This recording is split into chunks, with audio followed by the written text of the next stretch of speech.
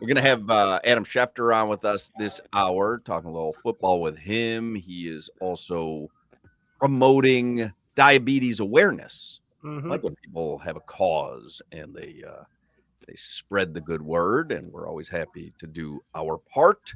Talked about it, I think, in the first segment and with Gelb, Tua's comments about Tyreek Hill and him saying, yeah, he's got to work his way back into our good graces. And I was saying I thought this was laudable of Tua. Here is the audio from today. This is Tua talking about Tyreek Hill. Sure. I would say we're still continuing to do that. But it's not just with me. It's with a lot of the guys. I'm not the only one that heard that. You guys aren't the only people that heard that. You know, a lot of people that follow football, that follow the Miami Dolphins, that follow Tyreek, that are fans of his, everyone has seen that. So when you say something like that, you don't just come back from that with, hey, my bad.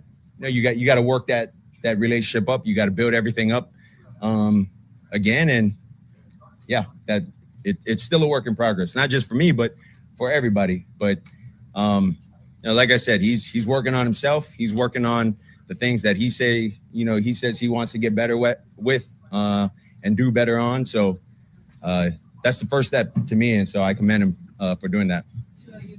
Yeah, I love that, man. I love that. Tyreek, not Tyreek, Tua, over 3,500 yards passing for sure. Over rushing yards every game, all 17, even if he's not playing. I'm going heavy. I don't do a lot of futures. I have decided that I'm betting a whole bunch of Dolphins futures. Yeah. I wonder if they really have a concern with TV on. Do I? Yeah, I do. What are you watching? You watching First Things First? Are you watching First Things First? ESPNU. Oh. Yeah, College Game Day. I don't know why it's on. It's not College Game Day. Gives me a second to check the Cubs. The Suzuki and PCA stink. But no, with the Tua and Tyreek thing, like, is somebody going to sit Tyreek down? Like, I don't know. But if you really have a problem with what he said, you really have an issue with his approach to last season, which I would, you would grab him and pull him to the side, and they'd have, I don't say like a team meeting about it, but you'd be like, bro, you know what you did last game, and he would have to justify it to me, man to man. I'm extrapolating that's what he's done. That's why I thought it was so refreshing that he says it in public, because I don't think that's the first time Tyreek is hearing Tua say, hey, man, not just going to give you a pass. Like, I believe Tua has been leader guy. I don't know, but I believe he has said it to him privately, has said it to the team privately, and now lays it out publicly. And also you hear at the end, he's like, but he's doing a good job working on himself. And like, he handled it exactly the way I would want my team leader to handle it. And I'm with you on that. And also the thing that Tua has to work on, Tyreek has to work on, is getting less emotional. Because we lost. Oh, my goodness. I don't know what's going on. No, bro, it's the NFL. You're not with the Chiefs anymore. You're not winning Super Bowls right now. Stop getting emotional about things. So that was that shoot from the hip emotion is, I hope that's what Tyreek's working on. What Tua says he's working on himself. And Tyreek even said, I'm working on myself. Stop being so damn emotional about everything. Go do your damn job, win, lose, or draw, be a good teammate, be a good leader, and then move on to the next week. That's what professional sports are about. Isn't it a double-edged sword, though? Because you love the fact that he wears his emotions on his sleeve. It's part of what makes him great. It's why he'll go out there and have the big plays, and he'll chase 2,000 yards. Like, that's how he approaches life.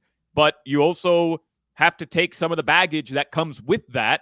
And when there's rough patches throughout a season, he's not the guy that's going to stand up in front of the team and go, hey, guys, let's go, everybody. We got to stay together as a team. He's going to express himself based on how he's feeling in that very moment. I'm with you. Like, I wish he could approach it the way Zach Thomas or Junior Seau would approach it, which is like, let's all stay level-headed. Don't let the highs get too high, the lows, whatever. But that's not who he is. internally. Like he's the kind of guy, which is why he's a great football player and we love him.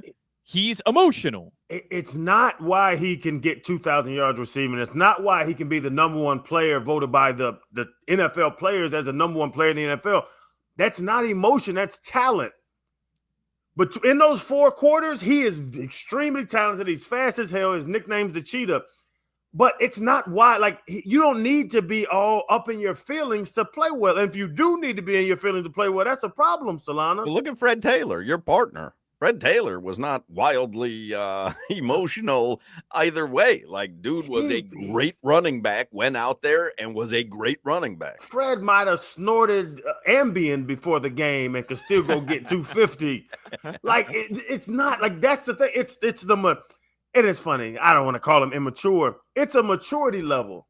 Go play football very well, which Tyreek's a Hall of Famer. I don't know if everybody knows that yet. He's going to go into the Hall of Fame first ballot.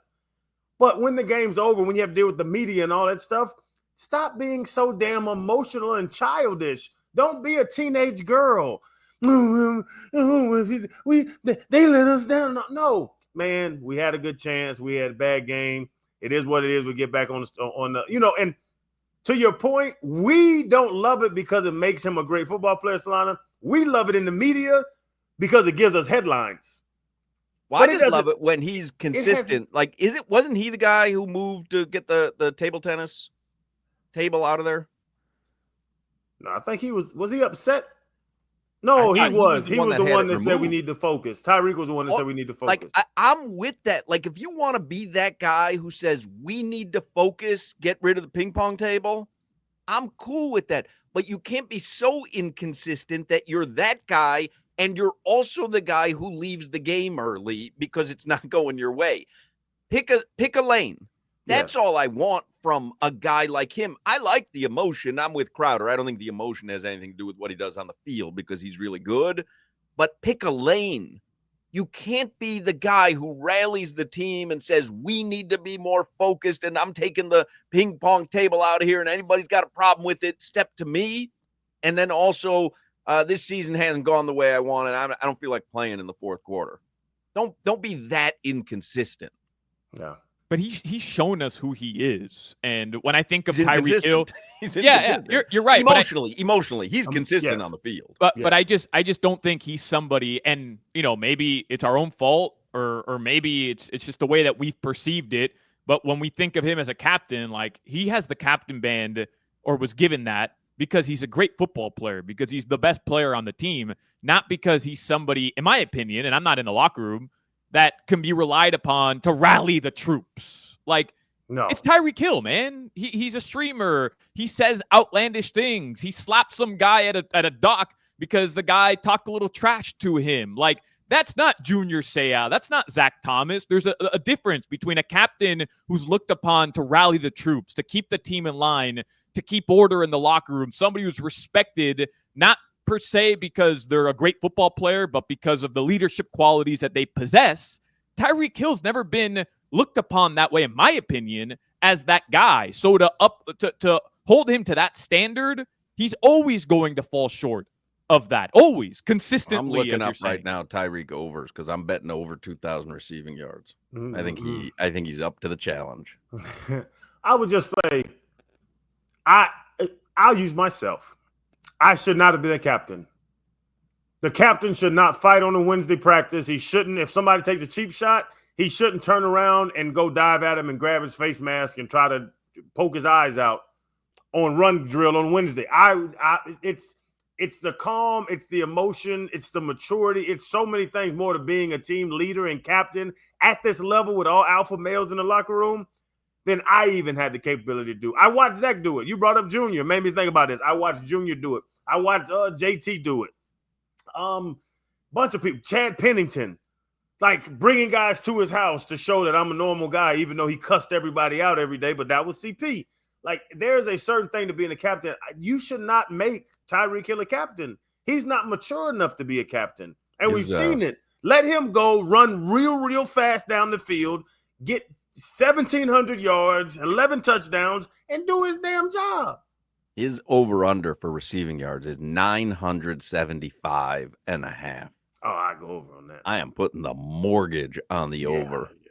This is You his said season. 2,000. He said 2,000. 1,000 is the goal. Oh, he gonna get 1,000 yards. 2,000. Hey, Crowder, the flip side of that, he's also not mature enough to not be a captain, which I think has to be considered in this equation.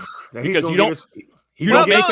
But if he steps up to the challenge, I mean, that's what Pat Riley did with Jimmy Butler, right? That's a challenge. He challenged him. If you don't make Tyreek Hill a captain on this team, that's essentially, hey, we're challenging you. Be a captain.